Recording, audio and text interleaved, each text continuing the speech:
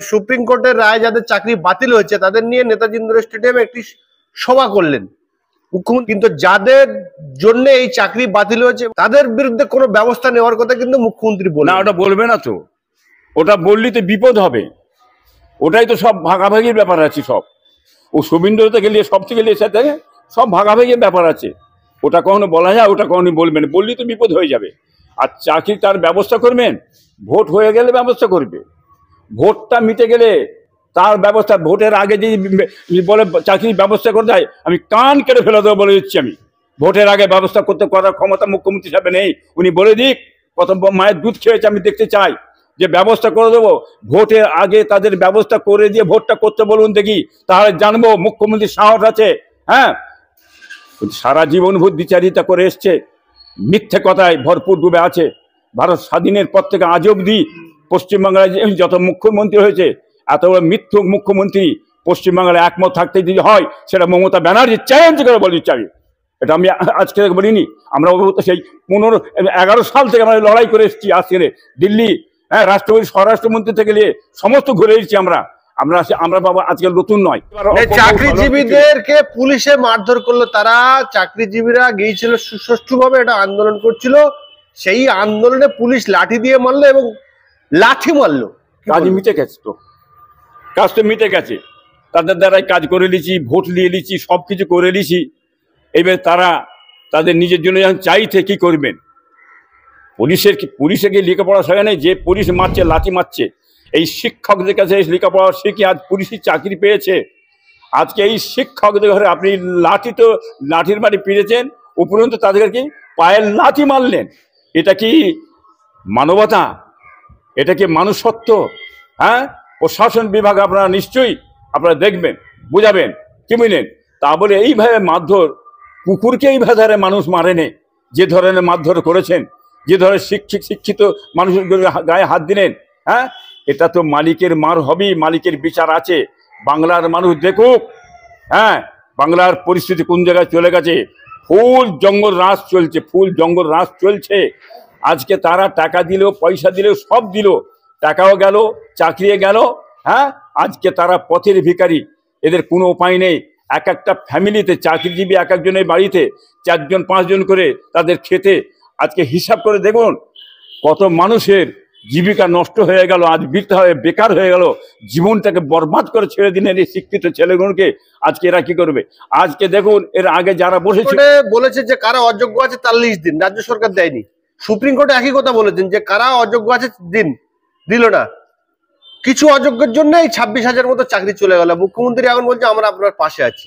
কিভাবে পাশে আছে? 26,000 মানুষের যে চাকরিটা চলে গেল, যখন সুপ্রিম কোর্ট হিসাবটা চেয়েছিলেন, উনি দিলেন না কেন? কারণটা কি? উনি বেঁচে দিতে পারেন 5,000 হয়তো হতো, না বাকি বাদ উনি দিলে তো দোষী ধরা পড়ে যাবে। কি বুঝলেন? দেবেন কেন উনি? ওটা তো দেবেন না, ওটা চেপে রেখে দেবেন। আজকে 26,000 মানুষ চাকরিজীবী, তাদের জীবনটা বরবাদ করে, তাদের পুরোপুরি দায়ী হচ্ছে মুখ্যমন্ত্রী, অন্য কেউ নয়। উনি জেনে শুনেই সর্বনাশটা করেছে, কারণ এই যে সর্বনাশটা কোনোদিনই হতো না, বুঝলেন? যে এই সরকারে থাকাকালীন সরকারের মন্ত্রীরা জেলে যাচ্ছে, অথচ যারা 34 বছর দুর্নীতি করেছে বলেছে যে ক্ষমতা এসছেন, তারা কিন্তু বহাল তবিয়তে ঘুরে বেড়াচ্ছেন। শুনুন কি বলবো, এসব জানা তো আছে আমাদের, আমরা সব জানি। একটা কথা মনে রেখে দেবেন, মমতা ব্যানার্জি বলেছিল যে আমি যে কখনো ক্ষমতায় এসে পাওয়ার এসি, বামফ্রন্টকে এদের নেতাদের কোমরে দড়ি বেঁধে একটা আমি জেলে ভরবো। আজ অবধি হয়ে গেল, এত বছর একটাকে তো জেলে ভরতে পারলেন না। আপনাদের নেতারা, হ্যাঁ, আপনাদের মাতব্বররা সব জেলখানায় পড়ছে, জেল খাটছে এখন। এটাই মালিকের মার। দেখুন, তারা যখন এসেছিল, লড়াই করেছিল, প্রতিবাদ করেছিল মানুষের জন্য, জনগণের জন্যে, হ্যাঁ, এবং লড়েছে। তারা বামফ্রন্টরা কোনোদিন ধর্ম নিয়ে রাজনীতি করে না। ধর্মের কাছ থেকে বহু দূরে থাকতেন। এরা ধর্ম নিয়ে এরা কোনো রাজনীতি করে না। আর ধর্ম নিয়ে রাজনীতি করলেই মনে রাখবেন বিস্ফোরণ ঘটবে। এই বিস্ফোরণের এমন ঘটবে, আগুন জ্বলবে, সে আগুনকে কিন্তু নিভাবার ক্ষমতা থাকবে না, এটা বলে দিচ্ছি। যার কারণে বামফ্রন্ট ধর্মের কাছ থেকে অনেক দূরে থাকতে, ধর্ম নিয়ে কোনো রাজনীতি করে না। এটা আমরাও বলে থাকি, ধর্ম নিয়ে রাজনীতি করবেন না, ধর্মের জায়গায় ধর্ম থাকবে, রাজনীতির জায়গায় রাজনীতি থাকবে।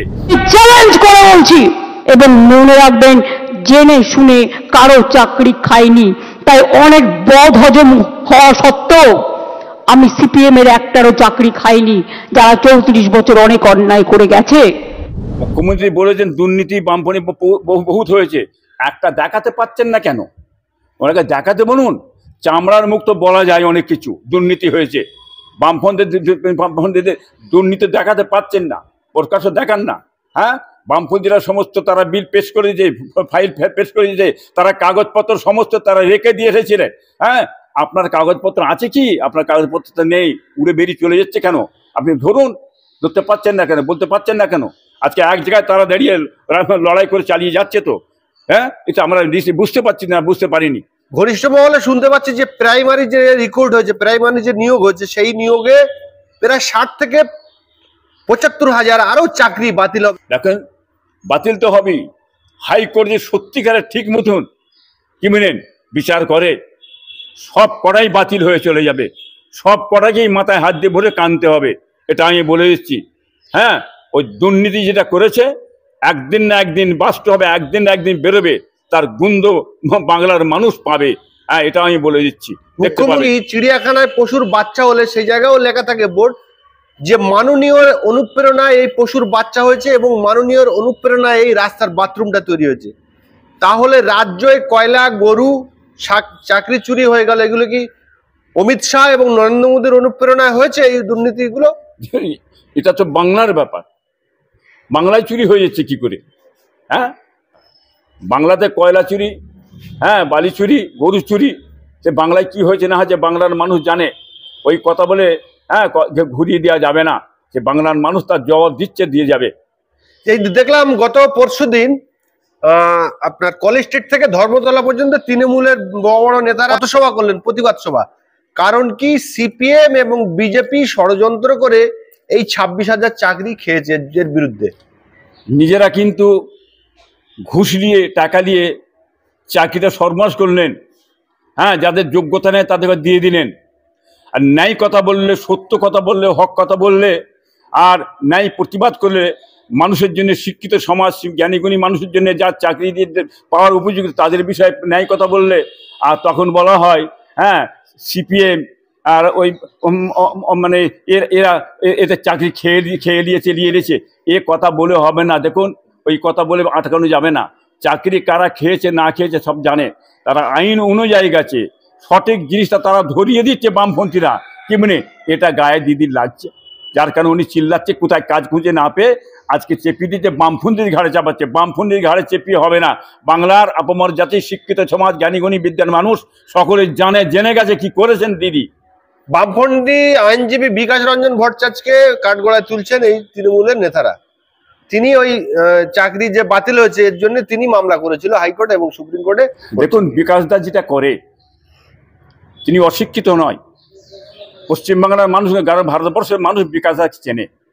কি বলেন, তিনি আইন ধরে কাজ করে, তার আইনের বলের কাছে, কি বলেন তার বুদ্ধির কাছে, তার হেকমতের কাছে দাঁড়াবার এদের কারো ক্ষমতা নেই। যার কারণে এরা এইসব কথাবার্তা বলছে। আইনে তুলুক না, কেমন তুলে দাঁড়ার কথা দেখি, আমরা দেখতে চাই। হ্যাঁ, এইসব ধমকানি চমকানি ছাড়া অন্য কিছু নেই।